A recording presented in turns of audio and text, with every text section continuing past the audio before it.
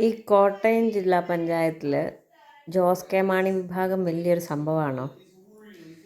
കോട്ടയം ജില്ലാ പഞ്ചായത്തിൽ കഴിഞ്ഞ ഒരു തവണ ഒഴിച്ച് ജോസ് കെ മാണി വിഭാഗം ഒരു സംഭവമേ ആയിരുന്നില്ല.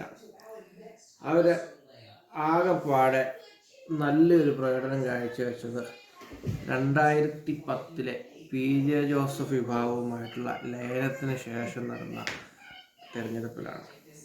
നമുക്കതിൻ്റെ ചരിത്രം പരിശോധിക്കാം. 1991 ആദ്യമായിട്ട് കേരളത്തിൽ ജില്ലാ കൗൺസിൽ തെരഞ്ഞെടുപ്പ് നടന്നപ്പോൾ ഇടതുപക്ഷവും പി ജെ ജോസഫ് നേതൃത്വം നൽകുന്ന കേരള കോൺഗ്രസുമായിരുന്നു സഖ്യം. UDF കെ എം മാണി നേതൃത്വം നൽകിയിരുന്ന കേരള കോൺഗ്രസ് എമ്മും കോൺഗ്രസും എല്ലാം ചേർന്ന് മറ്റൊരു സഖ്യം.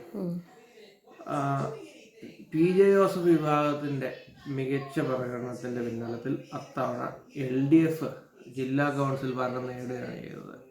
TV എബ്രാഹിം ആയിരുന്നു അത്തവണ കോട്ടയം ജില്ലാ പഞ്ചായത്ത് പ്രസിഡന്റ്. 95 ഇത് ആവർത്തിച്ചു.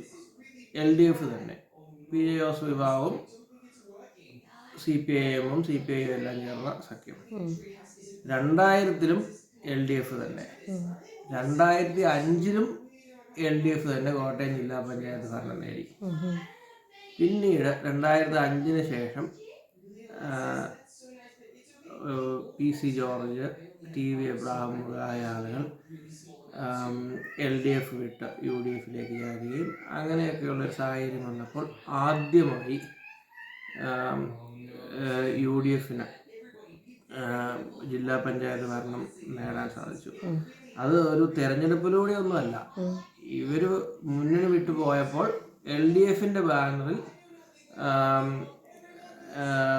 ജയിച്ചു വന്ന മെമ്പർമാർ കാൽമാറി. ആ രീതിയിലാണ് UDF ആദ്യമായിട്ട് ജില്ലാ പഞ്ചായത്ത് ഭരണം നേടുന്നത്. UDF ആദ്യമായിട്ട് കോട്ടയം ജില്ലാ പഞ്ചായത്ത് ഭരണം നേടുന്നത് 2010 പൊതുതെരഞ്ഞെടുപ്പിലാണ്. അത് ശ്രീ പി ജെ ജോസഫ് നേതൃത്വം നൽകുന്ന കേരള കോൺഗ്രസ് UDF നേരിടുന്ന ആദ്യ തെരഞ്ഞെടുപ്പിൽ. അപ്പം നമുക്ക് അവിടെ കേരള കോൺഗ്രസ് മാണി ഗ്രൂപ്പിൻ്റെ ശക്തിയുടെ കാര്യം അവിടെ മനസ്സിലാകും. അവരായിരുന്നില്ല അവിടുത്തെ ശക്തികേന്ദ്രം. LDF എല്ലാ കാലത്തും നല്ലൊരു ബേസ് ഉണ്ടായിരുന്നു കോട്ടയം ജില്ലാ പഞ്ചായത്തിൽ. അത് നിയമസഭാ തെരഞ്ഞെടുപ്പിലും മറ്റൊന്നും അത് അത്ര പ്രകടമായിരുന്നില്ലെങ്കിലും റൂട്ട് ലെവലിൽ LDF ആണ്. ആ ശക്തി അവർക്ക് ഇപ്പോഴും ഉണ്ട്.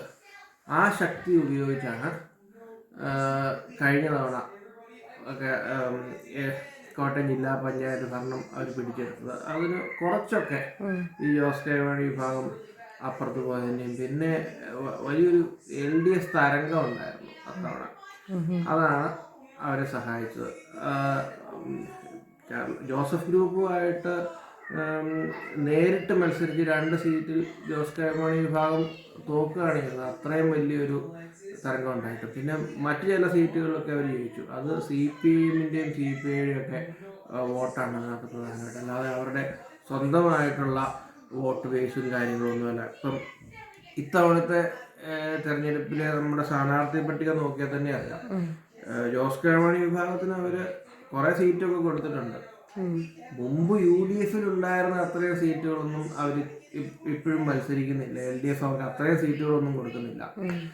9 സീറ്റോ മറ്റും കൊടുത്തിട്ടുണ്ട്.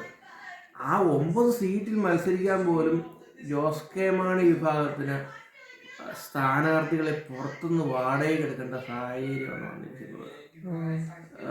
അതിരമ്പുഴ സീറ്റിൽ അവർ കഴിഞ്ഞ തവണ ദയനീയ പരാജയം നേരിട്ട ജോസഫ് വിഭാഗത്തോട് ദയനീയമായിട്ട് പരാജയപ്പെട്ട അതിരമ്പുഴ സീറ്റിൽ ഇത്തവണ അവർക്കൊരു പ്രസ്റ്റീജ് ഇഷ്യൂ ആണ് അവിടെ എങ്ങനെയെങ്കിലും ജയിക്കുക എന്നുള്ളത്. അതിന് എങ്ങനെയെങ്കിലും കോൺഗ്രസിനെയും ജോസഫ് വിഭാഗത്തിനെയും എല്ലാം ഭിന്നിപ്പിച്ച് കുറച്ച് വോട്ട് നേടാൻ വേണ്ടിയിട്ട് അവിടെ ഒരു യൂത്ത് കോൺഗ്രസ് നേതാവിനെ ഒരു സ്ഥാനാർത്ഥിയാക്കി വെച്ചിരിക്കുക. അവർക്ക് അവിടെ നല്ലൊരു സ്ഥാനാർത്ഥിയെ നിർത്താനില്ല. നിങ്ങൾക്ക് സ്ഥാനാർത്ഥിയെ നിർത്താനില്ലെങ്കിൽ ഞങ്ങൾ മത്സരിച്ചോളാം CPI പറഞ്ഞു. അപ്പം അത് വേണ്ട എന്ന് പറഞ്ഞ് ഒരു കോൺഗ്രസിൽ നിന്ന് ഒരു സ്ഥാനാർത്ഥിനെ വാടകയ്ക്ക് എടുത്തിരിക്കുകയാണ്. കഴിഞ്ഞ നിയമസഭാ തെരഞ്ഞെടുപ്പിൽ നമ്മൾ ഈ ഇതൊക്കെ കണ്ടതാണ്, ഈ സ്കിറ്റ് നമ്മൾ കണ്ടതാണ്. കഴിഞ്ഞ നിയമസഭാ തെരഞ്ഞെടുപ്പിൽ പിടിവാശി കാണിച്ച് 12-13 സീറ്റ് LDFിൽ നിന്ന് ജോസ് കെ മാണി വിഭാഗം ജയിച്ചു.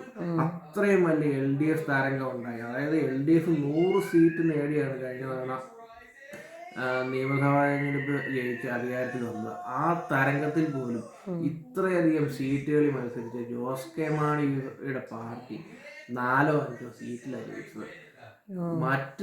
അതും വാടകയ്ക്ക് കൊടുത്തിരിക്കുന്ന സ്ഥാനാർത്ഥികളാണ് ജയിച്ചത്.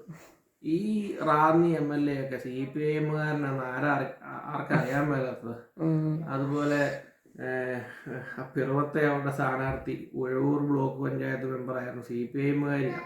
ചാലക്കുടിയിലെ സ്ഥാനാർത്ഥി പൂഞ്ഞാറിൽ ജയിച്ച സെബാസ്റ്റ്യൻ കുളത്തിങ്കൽ എത്രയോ കാലമായിട്ട് ജോസഫ് ഗ്രൂപ്പിൽ പ്രവർത്തിച്ചിരുന്ന ആളാണ്. നിയമസഭാ സീറ്റ് കൊടുക്കാമെന്നും പറഞ്ഞ് അവിടെ പിടിച്ച് മത്സരിപ്പിച്ചു. അവിടെ എങ്ങനെയോ ജയിച്ചു. ഇവിടുത്തെ പ്രശ്നങ്ങളൊക്കെ നമുക്കറിയാമല്ലോ. ഈ ഒരു രീതിയിലാണ് ഇത്തവണയും ജില്ലാ പഞ്ചായത്ത് തെരഞ്ഞെടുപ്പിനെ നേരിടുന്നത്. അവരുടെ പാർട്ടിയിൽ ആളുകളില്ല, നല്ല സ്ഥാനാർത്ഥികളെ നിർത്താനില്ല. ആകെപ്പാടെ ജോസ് കെ മാണിയും പുള്ളിയുടെ കുറച്ച് സുരിപാടുകളും എന്നിട്ട് അവർ പൈസ കൊടുത്ത് സകല യൂട്യൂബർമാർക്കും പൈസയും മറ്റും കൊടുത്ത് വെറുതെ മറ്റു പാർട്ടിക്കാരെ ഇകഴ്ത്തി പറയിപ്പിക്കുകയാണ്. ഇതാണ് ഇപ്പം നിലവിലെ കോട്ടയം ജില്ലാ പഞ്ചായത്ത് തെരഞ്ഞെടുപ്പുമായിട്ട് ബന്ധപ്പെട്ട സീൻ.